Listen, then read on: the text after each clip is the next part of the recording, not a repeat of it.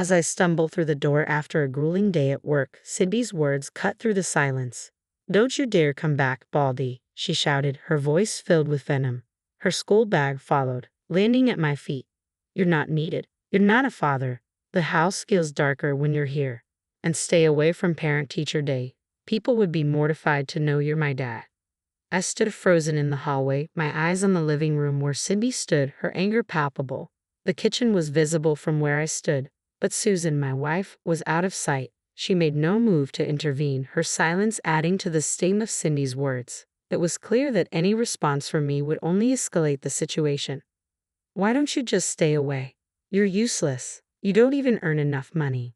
The harshness in Cindy's tone was a mirror of Susan's own behavior. Susan had been the first to hurl such insults, and now Cindy had adopted the same attitude. Cindy flaunted her uniform skirt so short it nearly exposed her underwear, and her hair was dyed a striking blondish brown.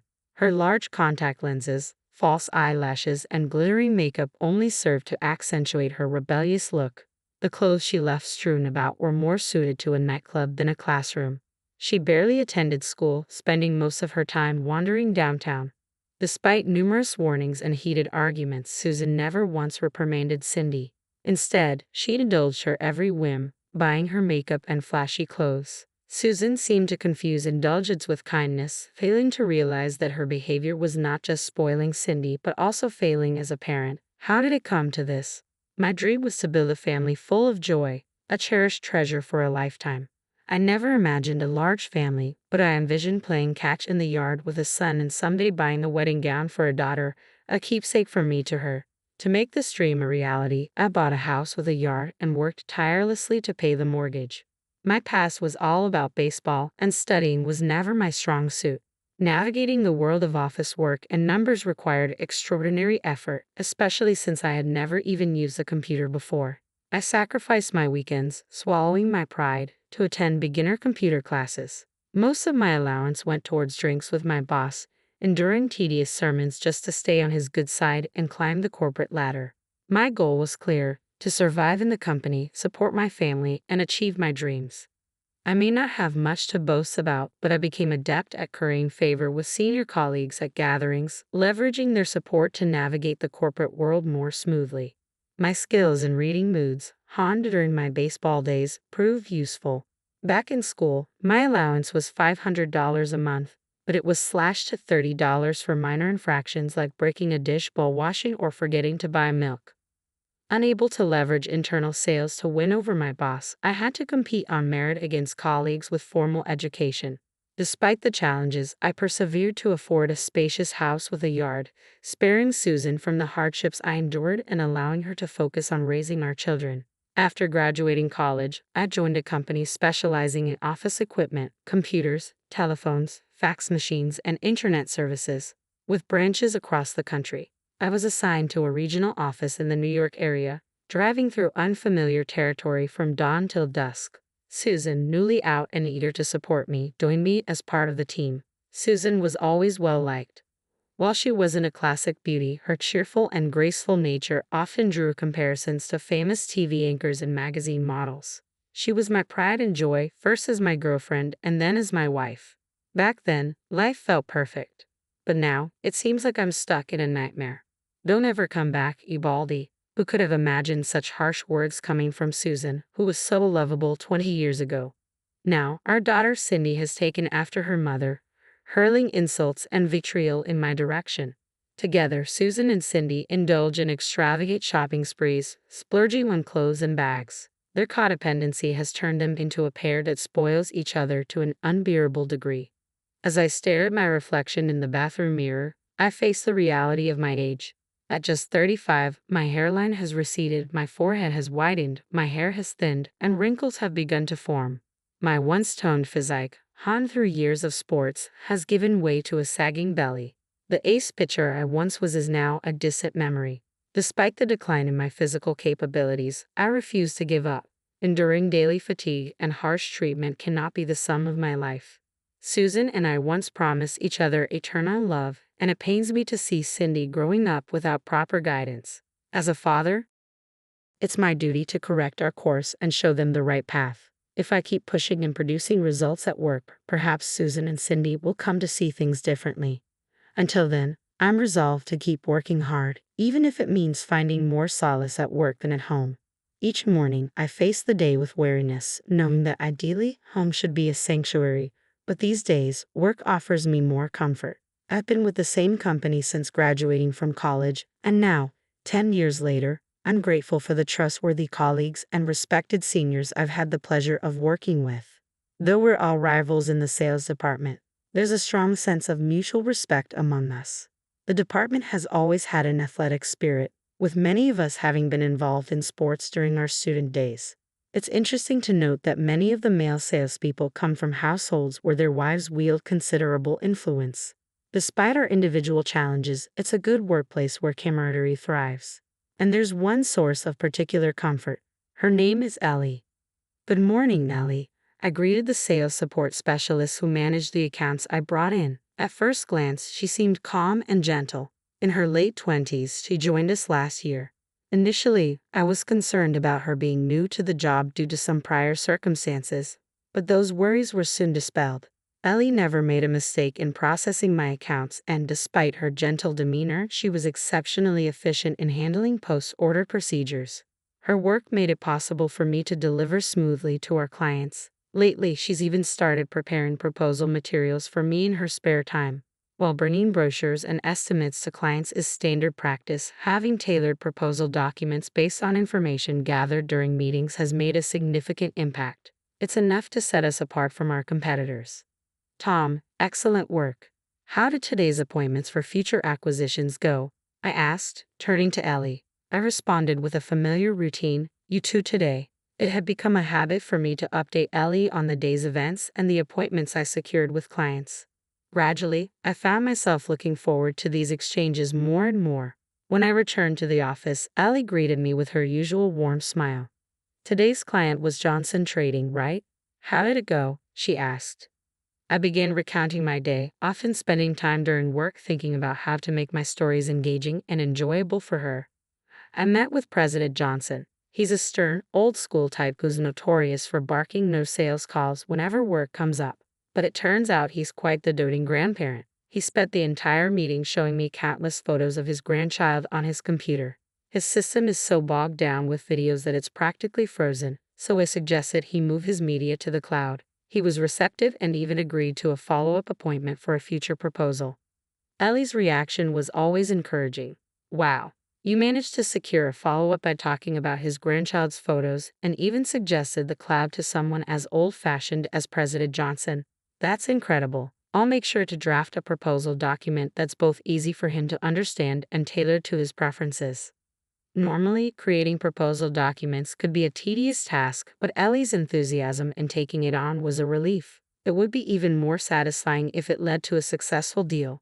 Achievements are rewarding on their own, but those accomplished as a team carry even greater significance.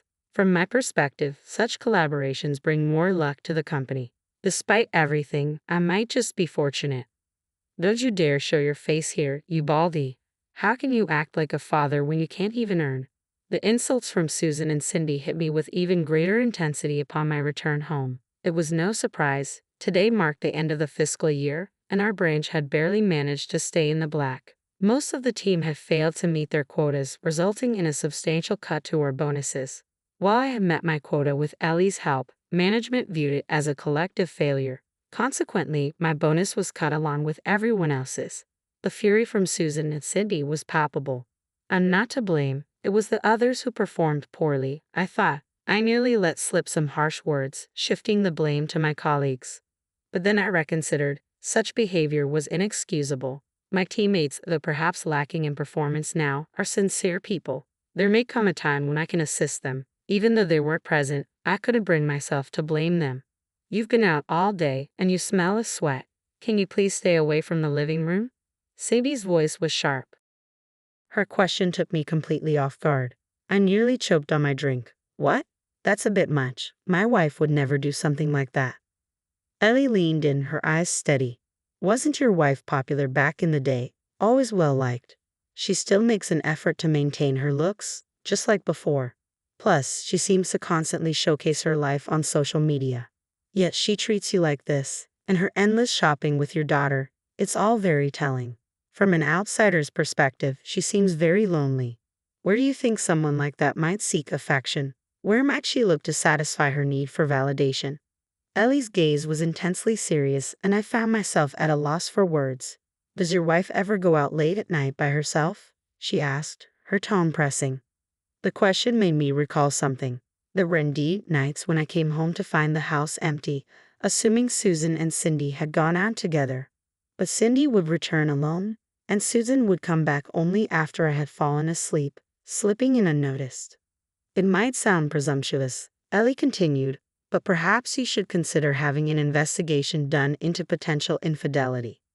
Maybe you're right, I replied, my impulse taking over. I promptly contacted a detective agency near the office to investigate the matter. 2 weeks later, the results came back quickly, and they were conclusive.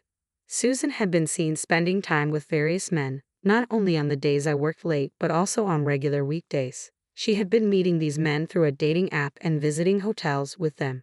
It seems Susan's need for validation came from being desired by others, reflecting an emotional immaturity that might have stalled in her 20s.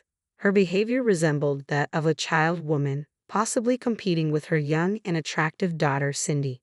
While things might have appeared to be fine on the surface, there was an underlying current of jealousy and unresolved issues. I didn't want to know the truth, but deep down, I felt I had failed to protect my family. I continued going to work without taking any time off, maintaining a facade of normalcy. However, the moment I was alone in the sales car, the tears would flow uncontrollably. My vision would blur, making it dangerous to drive, so I would pull into a convenience store parking lot and cry till there were no tears left. When I returned to the office in the evening, Ellie greeted me with her usual warm smile. There was no way she didn't notice my swollen eyelids and bloodshot eyes, but she quietly looked away, respecting my space. Spring arrived, bringing with it a sunny day and cherry blossoms in full bloom. It was Cindy's high school graduation day. As always, Susan and Cindy ignored me. Cindy, dressed in an excessively flashy uniform, and Susan, in a pink suit, left for the ceremony without me. Watching them leave, I made a decision. It was time for me to leave this family.